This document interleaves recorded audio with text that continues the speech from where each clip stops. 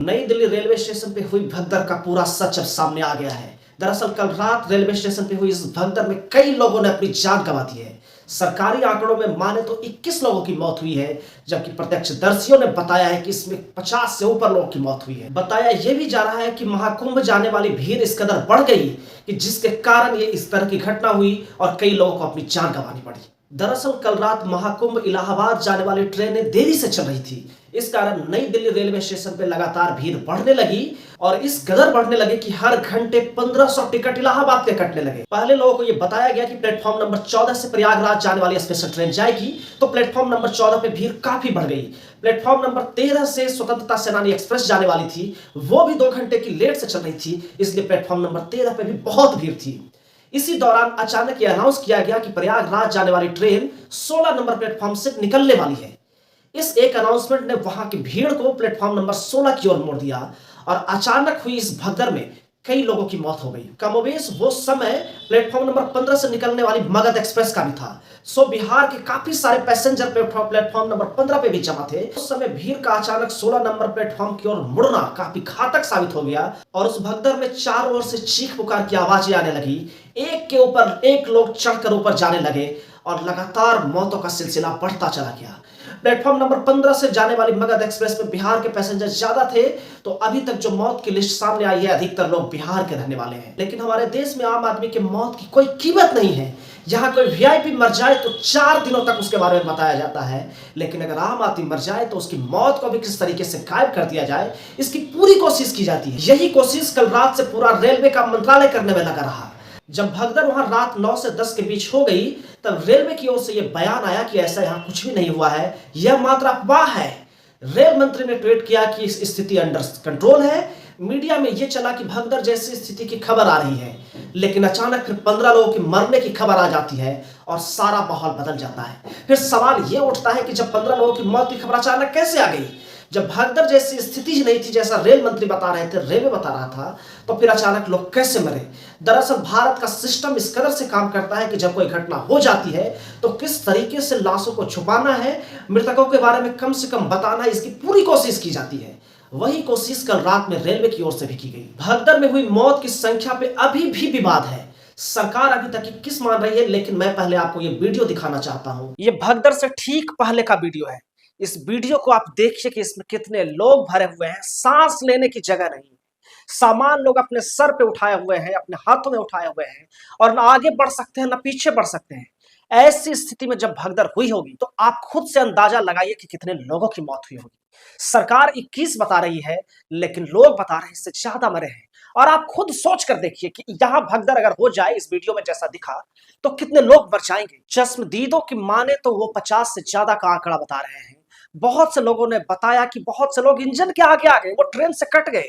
हालांकि उसकी कोई इंफॉर्मेशन आई नहीं है, लेकिन चश्मदीद तो यही बता रहे हैं कि 1 घंटे तक वहां पुलिस नहीं आई। बताइए, नई दिल्ली रेलवे स्टेशन पे इतनी बड़ी घटना हो गई, इतनी भीड़ हो गई और 1 घंटे तक पुलिस का आता पता नहीं था। वहां घायलों को और मृतकों को वहां के कूलियों ने उठाया है। वहां की कूली भाइयों ने पैसेंजर्स की काफी मदद की, हर तरह की मदद पहुंचाने की कोशिश की। उन लोगों की मदद कर रहे हैं कूली भाई ने बताया कि वो 1981 से वहां नई दिल्ली रेलवे स्टेशन पे काम कर रहे हैं। कभी जिंदगी में इतनी भीड़ नहीं देखी। अचानक इतनी भीड़ का आना उन्होंने पहली बार देखा और उन्होंने बताया कि बहुत सारे लोग घायल हो गए, बहुत सारे लोग कुचल कर मर गए। उन्होंने ये भी बताया कि प्रशासन काफी देर तक वहां आया ही नहीं।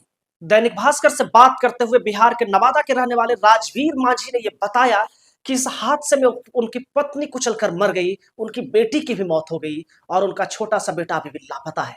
बताइए, लोगों ने अपने परिवार खो दिए, लेकिन प्रशासन को उनसे कोई मतलब ही नहीं है। देर रात तक यही बताया गया कि अभी सिचुएशन अंडर कंट्रोल है। क्या रेल मंत्री को बताना नहीं चाहिए कि वो किस तरह के सिचुएशन को अंडर कंट्रोल होने की बात कर रहे थे और किसे वो र्यूमर बता रहे थे? क्या लोगों की मौत हो जाना एक र्यूमर है? भारत में ये ट्रेंड सा चलने लगा है कि कहीं भी कोई बड़ी घटना हो जाए तो वहां मृतकों की संख्या को कम से कम बताया जाए, घायलों की संख्या कम बताया जाए। इससे क्या हासिल हो जाएगा? एक देश के तौर पर आप बताइए कि इससे क्या देश को हासिल हो जाएगा? बड़ा सवाल रेलवे की प्रशासन पे है, रेल मंत्रालय पे है कि नई दिल्ली देश की राजधानी है। अगर देश की राजधानी में आप भीड़ को नियंत्रित नहीं कर सकते तो बाहर की ट्रेनों पे, बाहर के स्टेशनों पे क्या हाल होता होगा, हम उसकी क्या ही कथा बताएं। अचानक से इतनी भीड़ तो नहीं आ गई होगी, धीरे धीरे 10, 15, 20 करते लोग आते गए होंगे। तो वहां का प्रशासन क्या कर रहा था? नई दिल्ली पे काम कर रहे रेलवे के अधिकारियों को क्या ये भीड़ नजर नहीं आ रही थी? वहां काम कर रहे अन्य लोगों ने क्यों नहीं इस चीज की ओर ध्यान दिया कि भीड़ बढ़ रही है तो उसे कैसे नियंत्रित किया जाए? रेल मंत्री आखिर किन से रिपोर्ट लेते हैं? अगर वो इस देश के रेल मंत्री है तो नई दिल्ली रेलवे स्टेशन की रिपोर्ट भी उनके पास नहीं होती है क्या? रेल मंत्री को इस मामले पर स्पष्टीकरण देना चाहिए, ना कि वो सिचुएशन को अंडर कंट्रोल बताते रहे और वहां 20 से ज्यादा लोगों की मौत हो जाएगी। रेल मंत्री को यह भी बताना चाहिए कि महाकुंभ को लेकर उन्होंने क्या तैयारी की।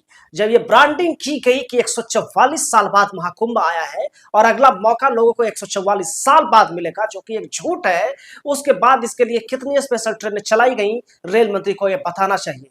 रेलवे को लेकर लगातार ये समस्या आ रही है कि उनकी ट्रेनें लेट चल रही हैं, कभी कई कई घंटे तक ट्रेनें लेट चलती रहती हैं, कई बार चलती हैं तो कहीं एक्सीडेंट हो जाता है, लेकिन रेल मंत्री असलमी वैष्णव इस पे चुप्पी साधे रहते हैं। सरकार और रेल मंत्री को यह समझना पड़ेगा कि मरने वाले लोग सिर्फ एक नंबर नहीं है, एक आंकड़ा भर नहीं है, वो एक इंसान है और उनके साथ कई परिवार जुड़े हुए हैं और हर एक परिवार में हुई एक एक मौत उन परिवारों पे बड़ा गहरा असर डालती है। 144 साल के महाकुंभ की इस ब्रांडिंग पे 144 सेकंड में पूरी व्यवस्था लड़खड़ा सी गई है। कोई किसी को देखने वाला नहीं है, लोग चीख पुकार चित्कार हर ओर से यही आवाजें आने लगी, लेकिन कोई उन्हें देखने वाला नहीं था। ऐसी स्थिति के लिए कौन जिम्मेवार है? हर बार क्या सिर्फ ब्रांडिंग होगी और उसके बाद मरने के बाद लोगों की मौत का आंकड़ा छुपाया जाएगा?